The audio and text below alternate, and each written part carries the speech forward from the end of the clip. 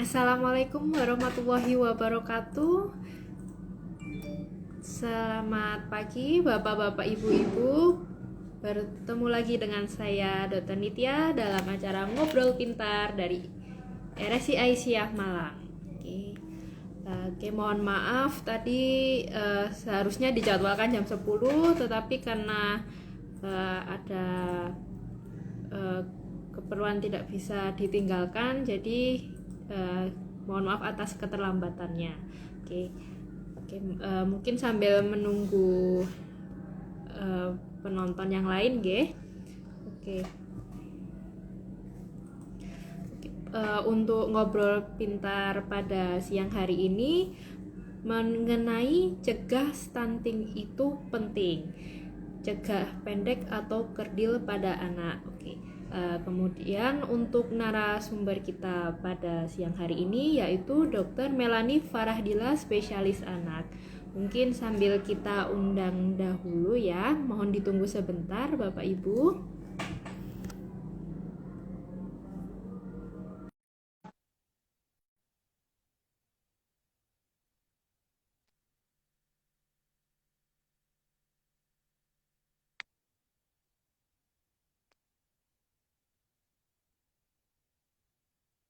Artinya masih ada kendala teknis. Mungkin Dr. Melanie bisa join invite live kami, nggih. Oh, alhamdulillah sudah tersambung. Assalamualaikum, Dr. Melanie. Waalaikumsalam warahmatullahi wabarakatuh.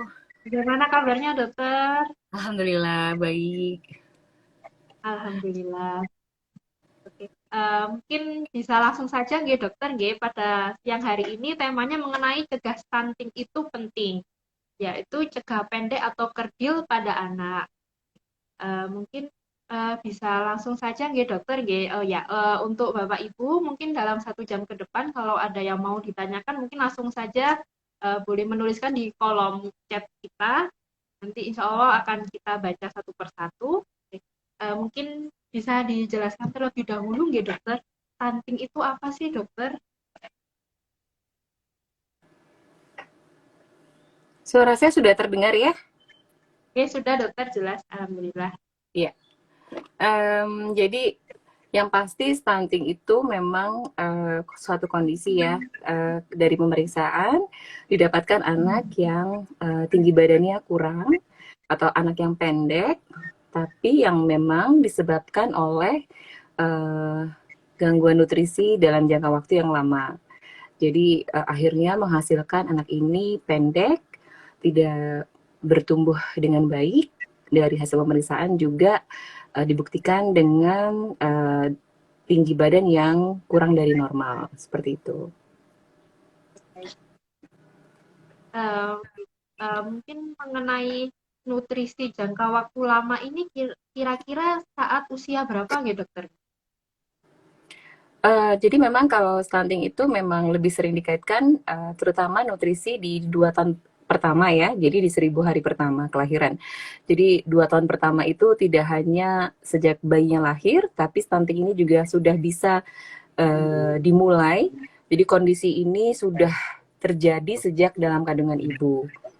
Jadi tidak hanya karena setelah lahir, karena mungkin faktor minum susunya atau faktor makan MPASI-nya, tapi juga bisa disebabkan karena faktor dari nutrisi sejak dalam kandungan, seperti itu.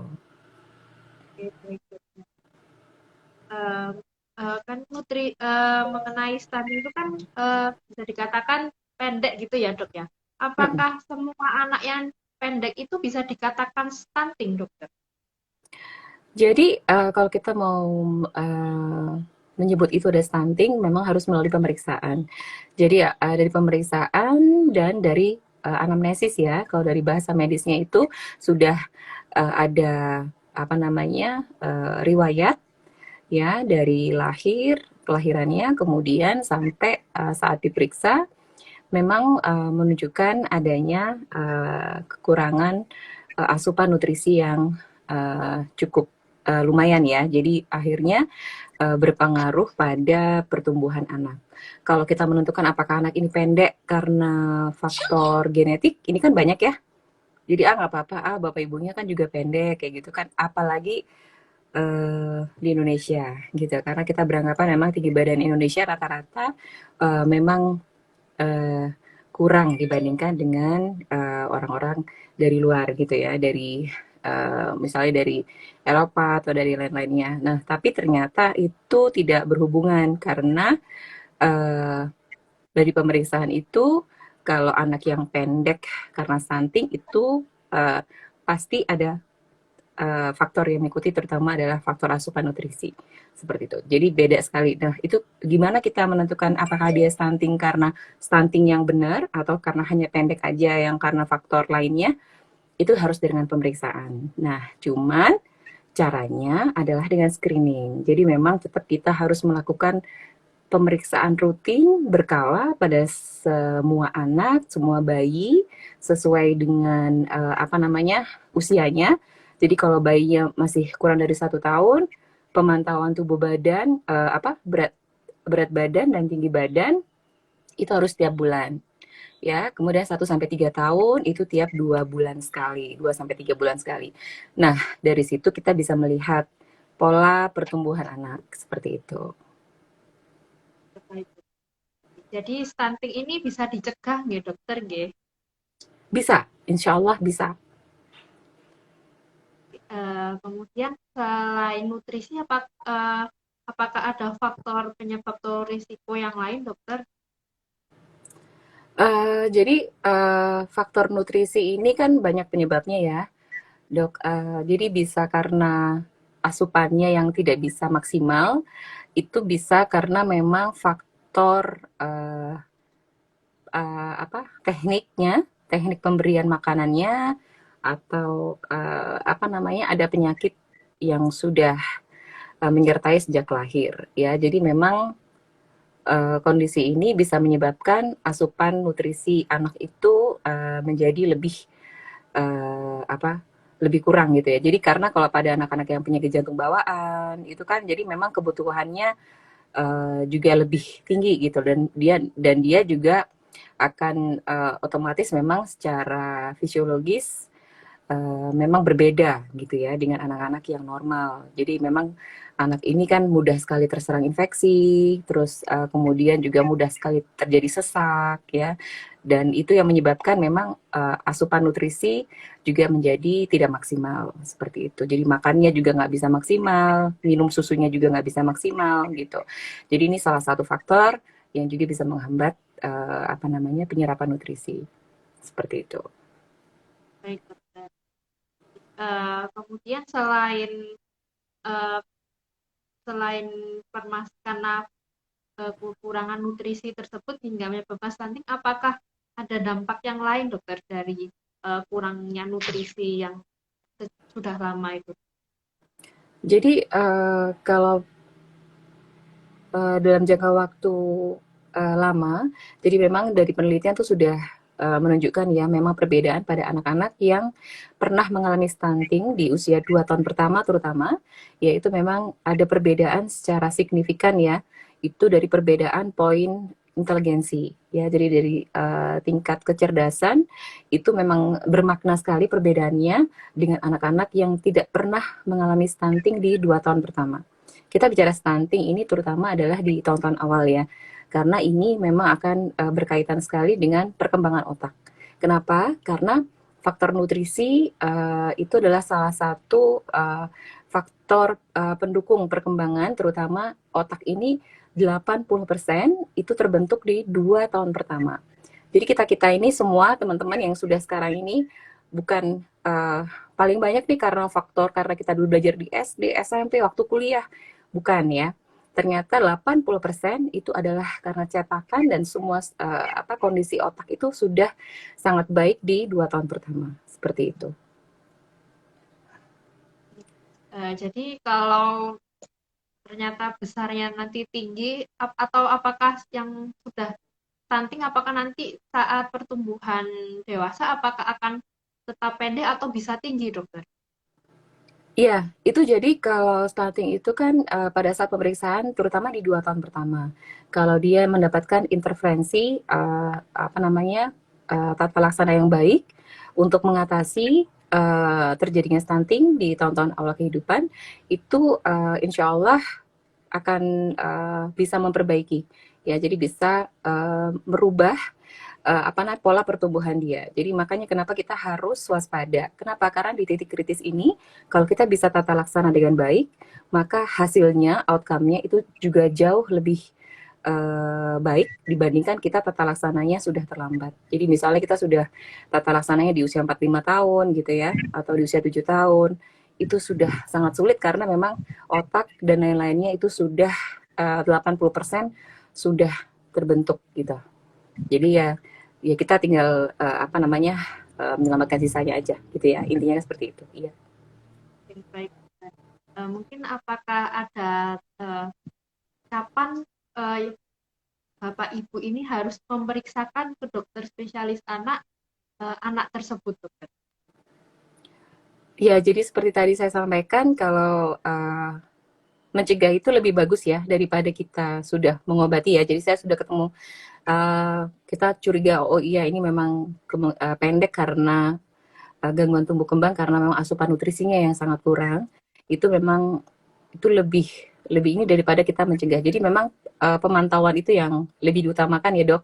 Jadi kalau bisa di 1 tahun pertama tadi yang saya sebutkan, jadi setiap bulan, jadi kita bisa melihat. Jadi kalau misalnya dalam waktu kontrol itu pertambahan berat badan anak itu tidak sesuai dengan target, jadi misalnya umur 3 bulan ke umur 4 bulan nambahnya cuma 200 gram gitu ya. Atau nggak bertambah. Nah, ini kan kita bisa langsung tata laksana. Jadi apa ada masalah gitu ya dengan kalau misalnya dia minum ASI, ASI saja, bagaimana dengan asupan ibunya itu yang jangan kita lupa. Jadi kita juga sangat mendukung apa namanya ASI eksklusif, tapi kita juga jangan melupakan bagaimana asupan yang dikonsumsi oleh ibunya, karena itu juga sangat berpengaruh terhadap kualitas ASI anaknya. Gitu. Baik. Mungkin Bapak-bapak, Ibu-ibu, kalau ada yang mau bertanya, monggo silakan. Oke. Uh, kemudian, uh, um, apakah ada tips untuk makanan yang harus diberikan, dokter? Apakah harus yang sayur atau yang bagaimana? Itu seperti apa, dokter? Iya, jadi dok, ternyata stunting ini berkaitan sekali dengan kurangnya asupan dari protein ya dok. Jadi protein energi rasio istilahnya. Jadi yang paling utama terutama adalah asupan protein hewani. Ya, jadi bukan sayur ya karena pada MPASI sebenarnya sayur dan buah-buahan itu hanya diperkenalkan dalam jumlah yang sedikit. Kenapa? Karena pada anak-anak ini, pada bayi-bayi ini, dia masih kebutuhan hariannya, kebutuhan kalori harian itu 70 sampai 80% pada usia 1 tahun pertama itu masih dipenuhi dari susu. Kalau minum ASI dari ASI, kalau minum susu formula dari susu formula. Nah, jadi kalau sayur, buah itu kan bahan makanan yang larut dalam air. Jadi kalau kita justru banyak memberikan sayur, banyak memberikan buah, sedangkan konsumsi air pada anak ini, air putih ya, pada bayi ini masih kurang, itu malah justru akan cenderung menimbulkan sembelit. Dan juga jangan lupa sayur dan buah ini juga salah satu bahan yang bisa menghambat penyerapan nutrisi pada bahan-bahan seperti protein hewani, pada lemak gitu ya. Jadi ada bahan-bahan tertentu yang di sayur itu bisa menghambat penyerapan kandungan zat besi dan protein yang ada dalam makanan. Jadi pada MPASI sebenarnya tetap boleh sayur buah itu untuk menambah ini ya variasi ya. Jadi semua jenis makanan memang harus diperkenalkan. Intinya MPASI seperti itu. Tapi khusus pada sayur dan buah itu tidak diberikan dalam jumlah yang banyak, hanya diperkenalkan. Seperti itu. Ya, baik. Jadi ternyata tidak semudah itu ya dokter ya. Jadi memang kita juga harus belajar ya dokter bagaimana memberikan makan pada anak yang sesuai usianya begitu ya. Iya, betul. Dokter, ini ada pertanyaan dokter dari Ambarsari Effendi. Oke, dokter mohon izin bertanya, anak saya selepas ASI gak mau susu dokter, itu bagaimana untuk kebutuhan nutrisinya gitu dokter? Iya, usianya berapa kalau boleh tahu Ibu? Jadi sebenarnya kalau ASI sendiri memang masih diperbolehkan ya sampai usia 2 tahun atau lebih gitu. Tapi memang dengan catatan ada beberapa kandungan mikronutrien atau zat gizi yang memang harus ditambahkan. Contohnya adalah zat besi. Karena di ASI sendiri itu sudah diteliti ternyata 80% sampai 90% ASI ibu di atas umur bayi 1 tahun itu sudah berkurang. Jadi hanya tinggal 10-20% aja zat besinya. Padahal justru berbanding terbalik dengan kebutuhan anak yang butuh zat besi banyak di dalam asupan makanannya atau minumannya untuk perkembangan otak di 1000 hari pertama. Jadi memang ini berkaitan sekali dengan saya tadi bilang sama dokter asupan nutrisi ibu ya.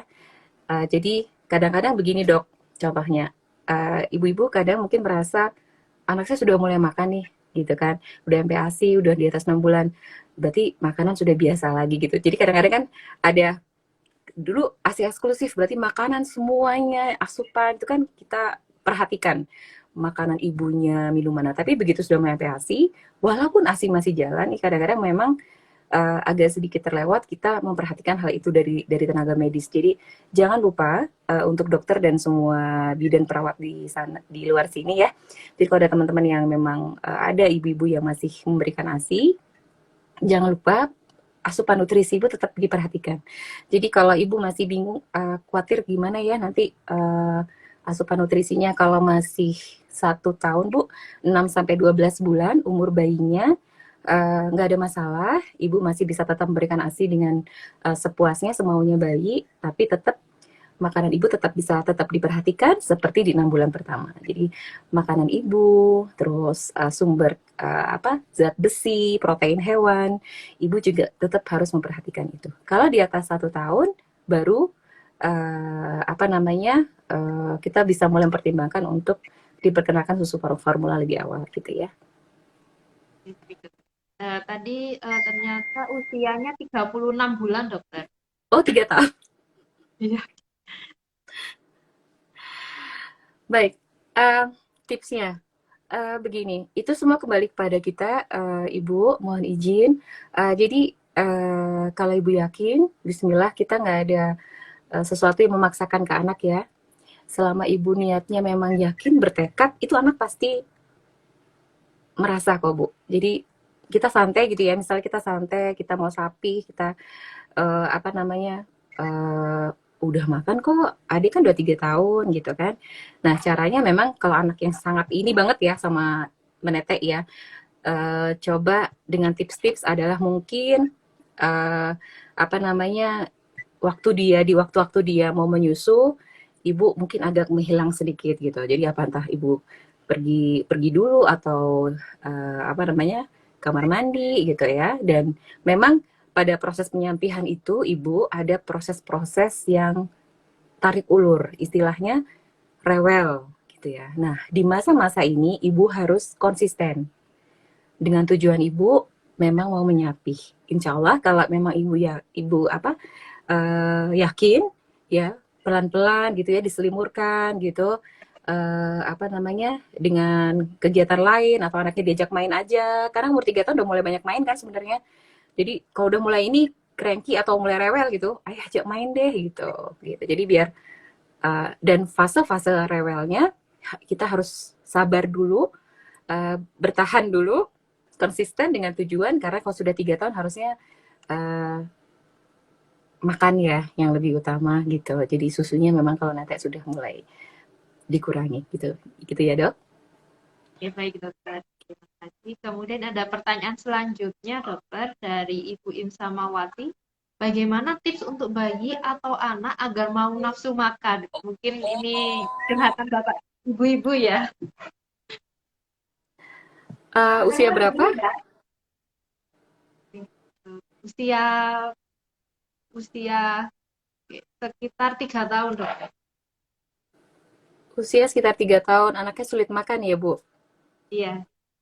Jadi tipsnya, memang kalau sudah umur 3 tahun itu sudah melewati masa MPASI ya. Jadi memang sebenarnya masa-masa kita memperkenalkan atau melatih anak untuk cinta dengan proses makan itu adalah di usia 6 sampai 24 bulan gitu ya. Jadi fase-fase yang kotor, fase-fase yang lagi rewel, lagi ini, itu memang di fase-fase itu kita kalau bisa melewati dengan baik, insya Allah di atas umur 2 tahun mungkin tidak ada masalah anak itu untuk apa namanya, mencoba berbagai jenis makanan. Karena sebenarnya secara teori, Ibu, di atas umur 1 tahun itu sudah mulai muncul food phobia. Ya, jadi pada anak-anak itu sebenarnya normal ya, Bu. Jadi sudah mulai, apa ini gitu?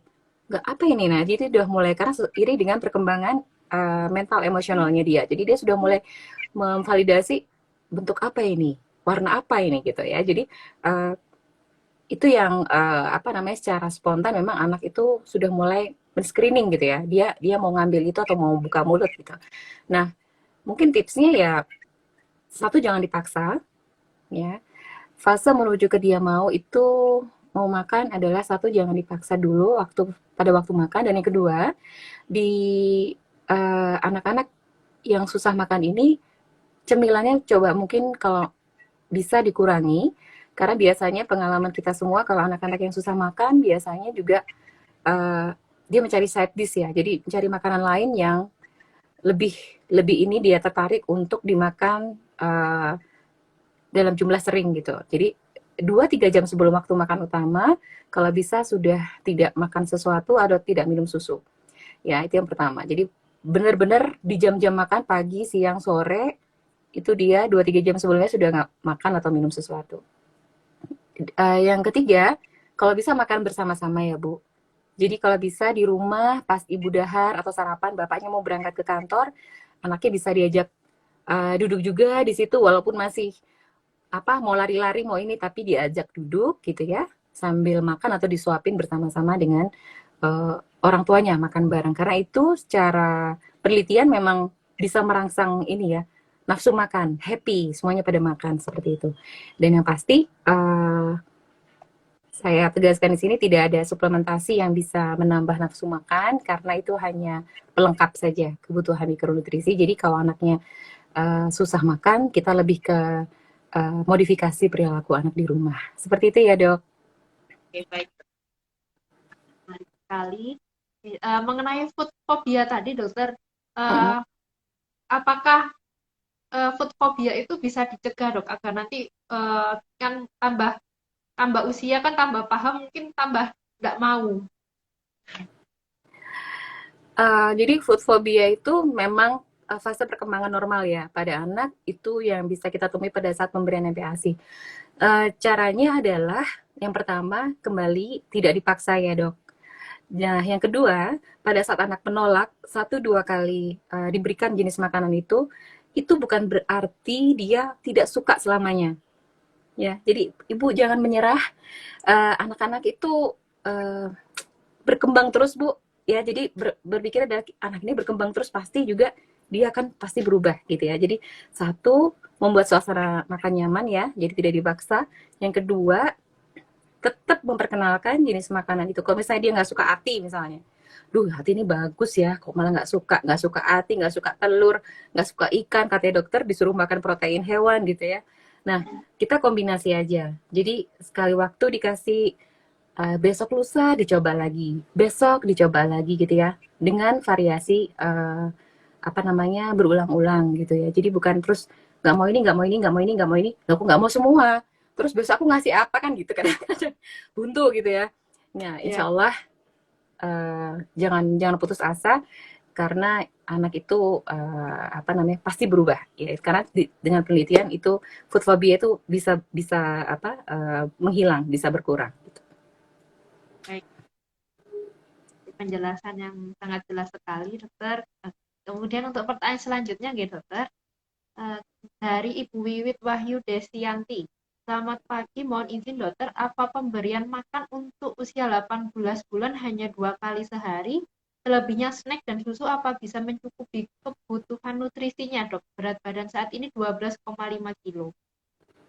Wah, bagus sekali berat badannya ya Mbak Wiwit, 12 kilo sebenarnya kalau dari saya dengar aja dengan usianya tuh udah cukup sekali ya, 12 kilo. Nah, cuman sebenarnya targetnya itu makan tetap 3 kali, ya. Makan utama tuh tetap 3 kali. Nah, snack itu mengikuti ya. Kalau anaknya udah kenyang, 1 kali snack sebenarnya sudah nggak apa-apa. Sisanya misalnya diberikan susu. Karena sebenarnya susu itu di atas 1 tahun kebutuhannya sudah mulai berkurang ya, Mbak Wiwit. Jadi kalau di atas 1 tahun uh, kebutuhannya adalah kalau selesai usia 18 bulan itu 70% harusnya MPASI, 30% susu. Nah, jadi kebutuhan susu harusnya cuma 500 cc per hari, kurang lebih segitu. Kalau misalnya masih dirasa kurang, berarti mungkin dari jumlah snack dan dari susunya itu yang bisa dikurangi sampai 400 cc gitu enggak apa-apa, masih masih mencukupi. Jadi supaya target makannya yang utama itu bisa 3 kali gitu. Ya targetnya adalah tetap 3 kali walaupun beratnya sudah cukup. Jadi anak yang beratnya sudah ini ya sesuai target gitu ya, tapi bukan berarti dia tidak mengalami mungkin defisiensi mikronutrien tertentu karena ini kan makannya masih baru 2 kali gitu. Jadi memang tetap harus dipantau. Begitu ya, Mbak Wiwit. Oke, baik, dokter. Terima kasih banyak.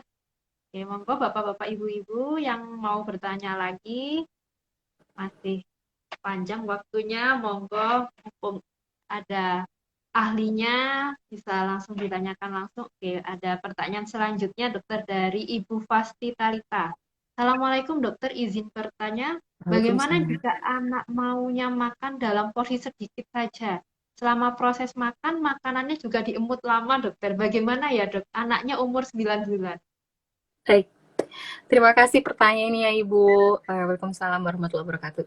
Jadi begini, anak-anak itu juga macam-macam ya, nggak apa makan itu seperti perkiraan kita lancar, enak gitu ya. Nah, makanya ada namanya MPASI. Dia belajar di umur 9 bulan ini.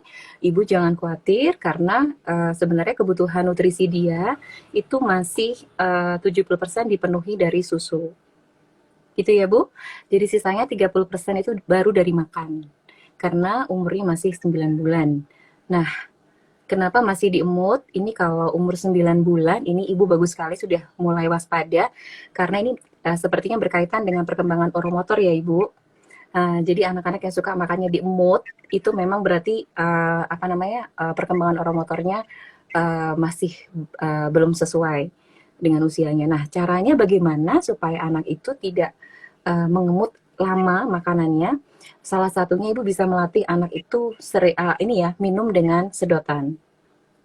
Ya, jadi dikasih gelas bayi yang ada sedotannya itu, jadi dia berlatih untuk minum dari sedotan itu satu ya. Jadi anak sering-sering dikasih gelas, bisa bisa diisi dengan susu gitu ya. Jadi tidak selalu air putih saja. Itu yang pertama. Yang kedua, melatih oromotor anak itu adalah dengan sering-sering kayak belajar niup ya Bu, gitu ya.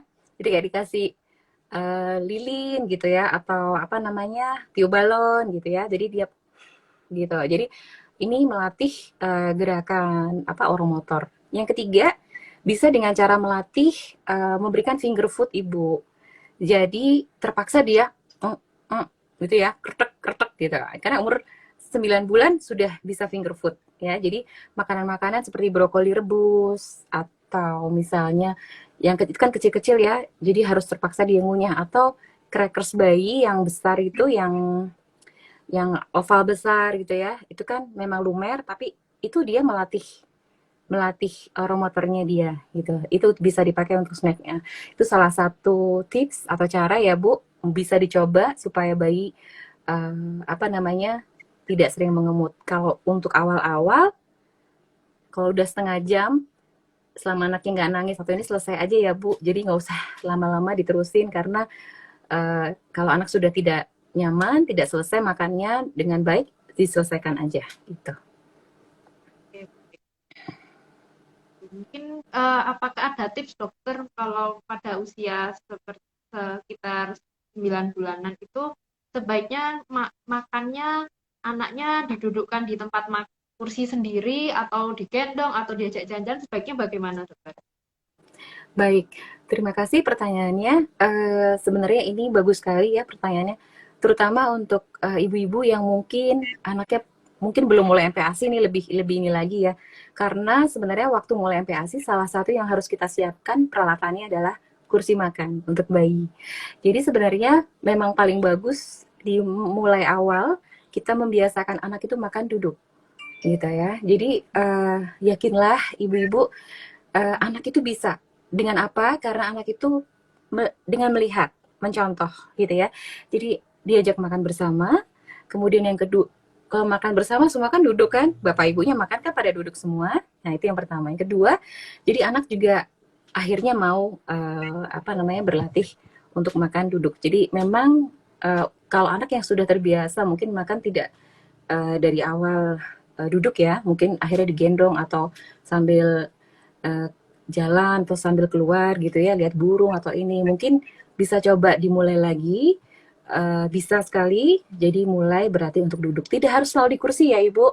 Jadi kalau anaknya udah rewel, di kursi makan gitu, kursi makan bayi di atas, dia sudah meminta turun, jangan dipaksa ya.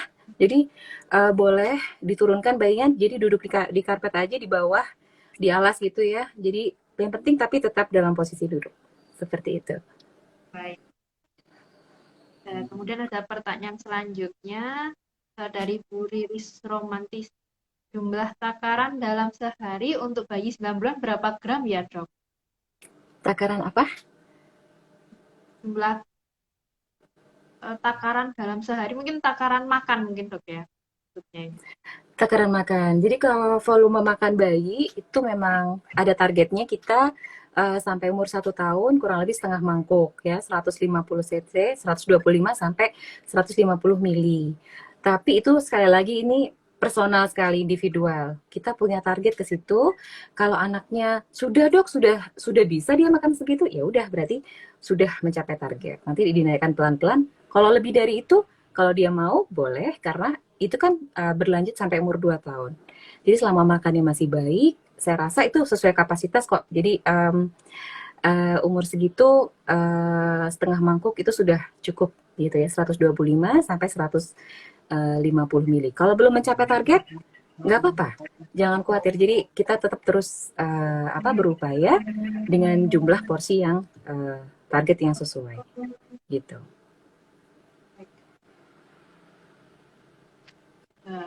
Ini ada pertanyaan selanjutnya, dokter. Maaf dokter, izin bertanya kembali. Untuk pemberian air putih, apa ada batasannya dalam sehari, dok? Ya, terima kasih pertanyaannya. Kalau untuk air putih sementara tidak ada batasan ya, atau tidak dihitung, atau sedikit aja, gitu ya. Jadi memang karena kebutuhan nutrisi anak sampai umur 2 tahun itu masih dihitung dengan perbandingan susu dan makan. Jadi kalau 6 bulan ke bawah, 0,6 bulan 100% dari susu. 6 bulan ke 12 bulan 80%, 70-80% masih susu, sisanya makan. Di atas 1 tahun sampai umur 2 tahun mulai beralih 50-50. Susu dengan makan, mendekati usia 2 tahun 70% makan, 30% masih susu. Jadi air putih tidak masuk hitungan, jadi hanya bisa diberikan secukupnya setelah selesai makan, gitu ya, untuk melatih anak mengenalkan atau membersihkan mulut gitu ya. Jadi supaya tetap kebutuhan susunya bisa dipenuhi seperti itu. Kalau seperti minuman kemasan seperti susu kemasan atau biasanya mungkin anak-anak sudah mulai tahu iklan-iklan di TV mungkin pingin teh kemasan seperti itu bagaimana? Ini untuk usia berapa kira-kira? Mungkin sekitar 2 tahun ke atas, dokter.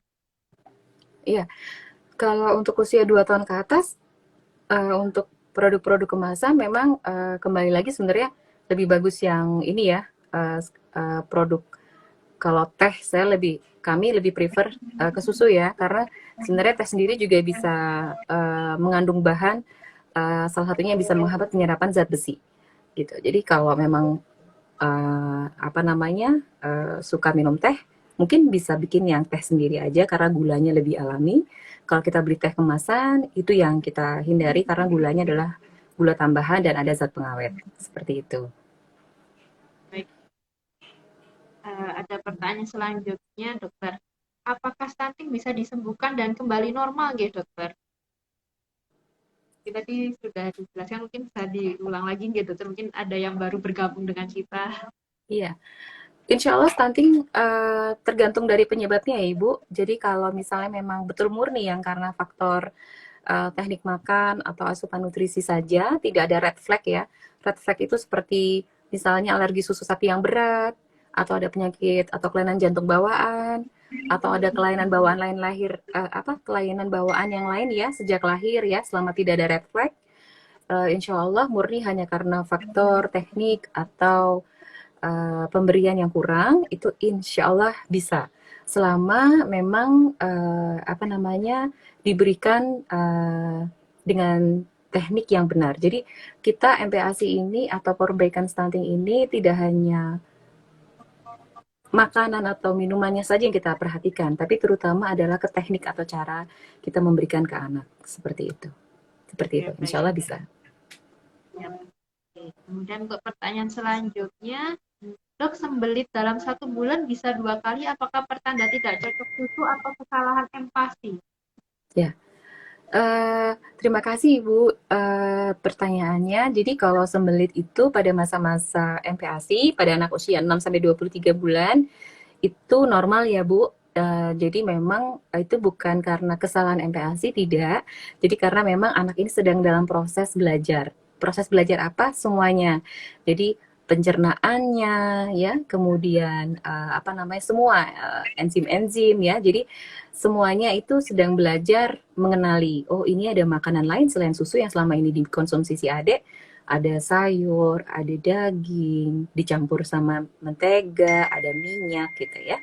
Jadi ini memang bergantung dengan kondisi alami si anak gitu ya. Jadi insya Allah selama ibu sudah memberikan dengan sesuai pemberiannya, nutrisinya juga sudah, tidak ada kesalahan dalam PASI, tapi memang itu semua adalah kembali badan si kecil ini, si baby ini yang lagi belajar, jadi belajar mencerna, belajar mengunyah ususnya gitu. Jadi bila memang dia tidak bisa, masih belum bisa, kadang-kadang memang akan muncul selain sembelit juga diare, seperti itu. Jadi kalau misal anak sembelit, tidak perlu bingung ya dok ya, soalnya kadang ada yang bingung anaknya masih kesulitan, terus mungkin pakai pencahar, atau mungkin malah dikasih sayur sama buah. Nah, berarti seharusnya bagaimana dok? Ya, pertanyaan bagus sekali ya dok.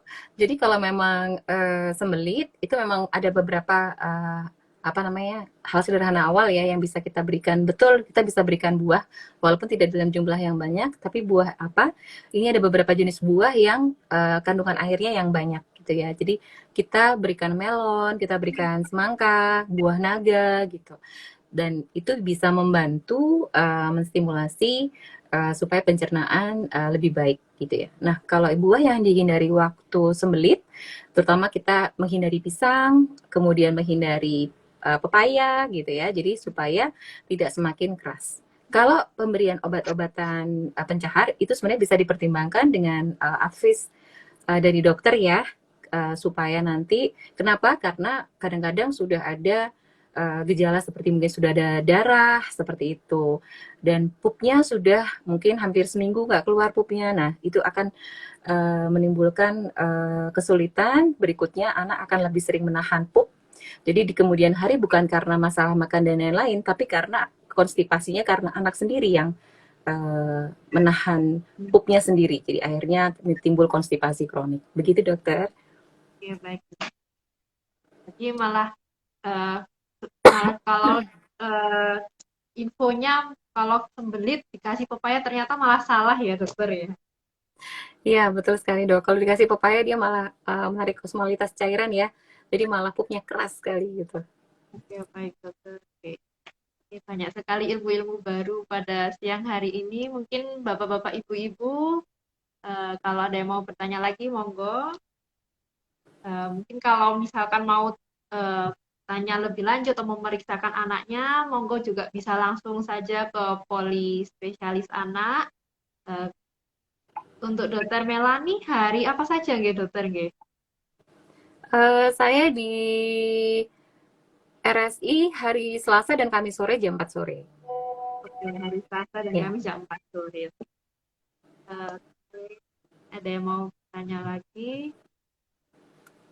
sambil menunggu yang lain gitu, dokter. Yeah. Dokter, kalau apa stunting itu kan kerdil ya dok ya.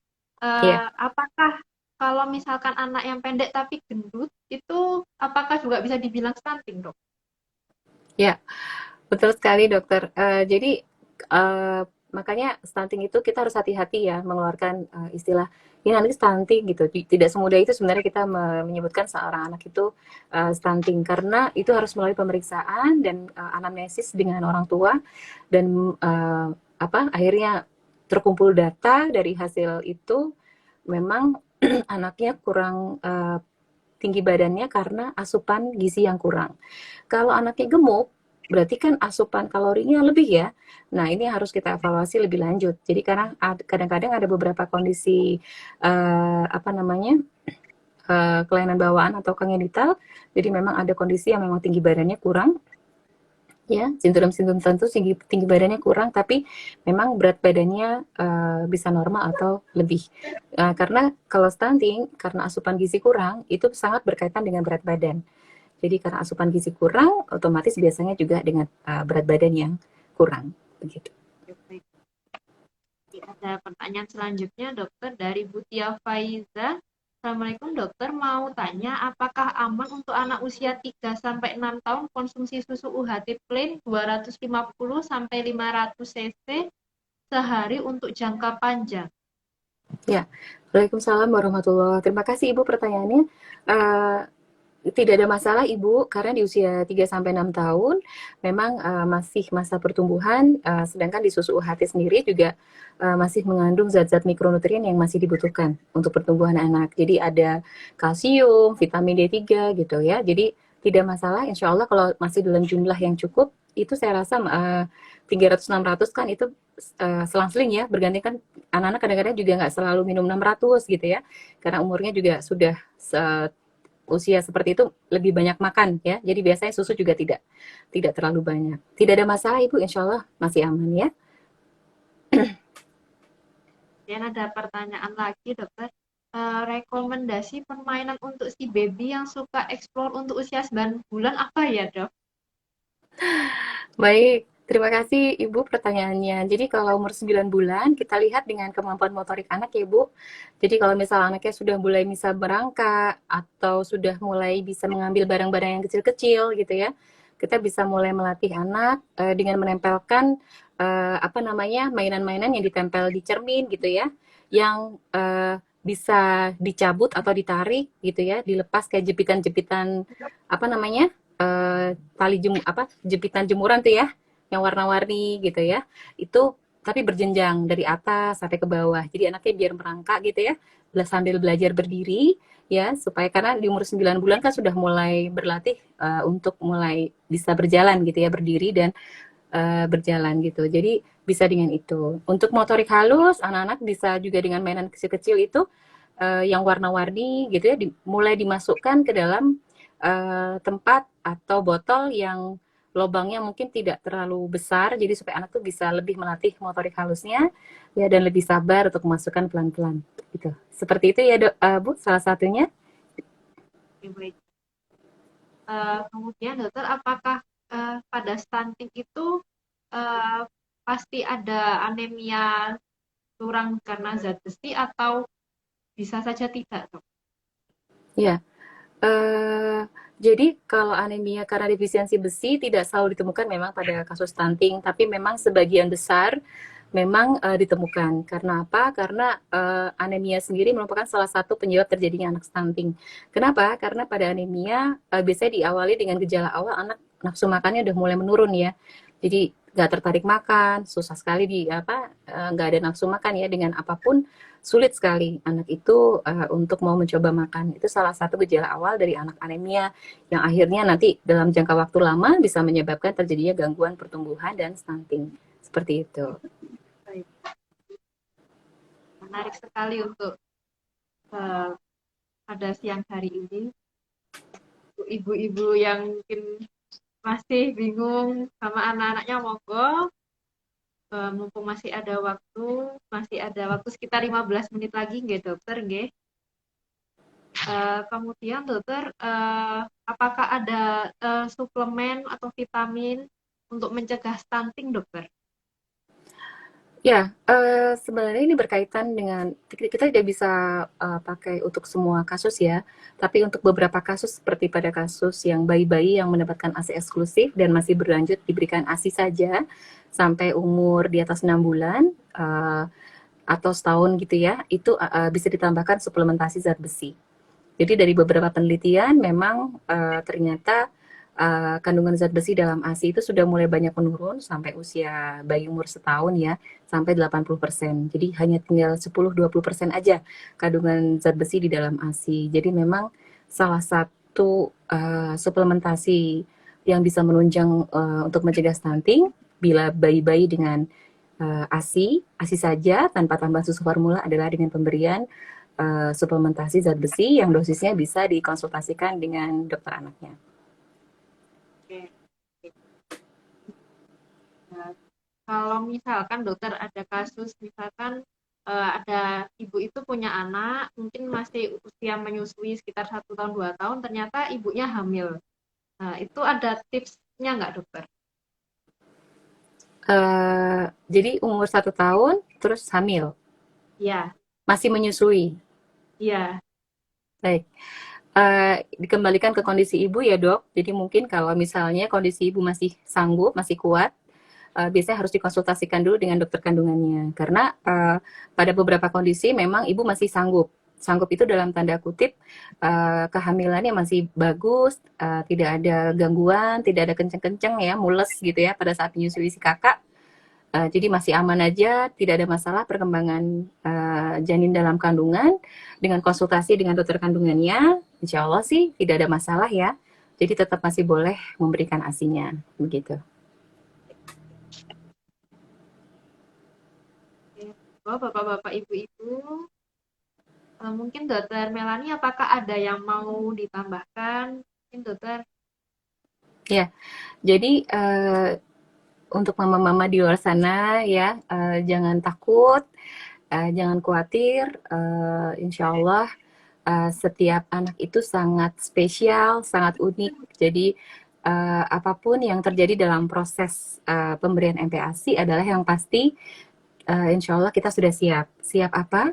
Apa saja yang perlu kita apa namanya siapkan untuk si anak selain makanannya, nutrisinya adalah perlengkapannya ya. Jadi seperti kursi makan, kemudian sendoknya, kemudian apa alat-alat untuk mengolah makanan ya, menyimpan makanan dengan baik gitu. Jadi itu bila sudah disiapkan dengan baik, insya Allah dalam proses pemberian makan yang menyenangkan sesuai dengan jadwalnya ya. Selama masih diberikan ASI juga lanjut aja, tidak ada masalah gitu ya. Jadi ibu-ibu jangan takut, mama-mama jangan takut untuk apa namanya terus memberikan ASI apa MPASI kepada si buah hati ya dengan cara yang menyenangkan. Kalau menolak GTM lagi nangis, rewel, ngantuk, nggak apa-apa, ya kan? Sama kita juga kalau nggak mood makan kan nggak bisa dipaksa ya. Orang dewasa juga lagi waktunya makan, ngantuk gitu kan ya. Kita sama dengan bayi juga ya. Kadang-kadang pas kebentur waktu tidur, waktu ini jadi ada fase-fase yang sangat apa banyak sekali kita bisa temukan di masa MPASI ini yang bisa kita perhatikan supaya anak-anak kita nanti tidak terjadi gangguan nutrisi jangka panjang dan bisa mencegah terjadi stunting. Oke, baik. Terima kasih banyak dokter untuk yang hari ini, sangat menarik sekali dan ilmunya sangat bermanfaat sekali. Mungkin untuk Bapak Ibu, kalau ada yang mau ditanyakan lagi atau mau memeriksakan anaknya, monggo bisa langsung saja ke Poli Spesialis Anak dengan Dokter Melani Faradila, spesialis anak. Terima kasih banyak dokter. Mungkin bisa ada ngopi selanjutnya nggih dokter nggih, Monggo. Insya dengan Allah, tema amin. yang menarik yang lain. Iya. Oke. Oke, dengan saya Dr. Nitya, saya pamit undur diri dulu. Terima kasih untuk bapak-bapak dan ibu-ibu yang sudah menemani kita pada siang hari ini. Oke, saya tutup ya dokter, nggih. Ya, terima kasih dokter Terima kasih diskusinya. juga dokter. Ya, Oke, wassalamualaikum warahmatullahi wabarakatuh. Waalaikumsalam warahmatullahi wabarakatuh.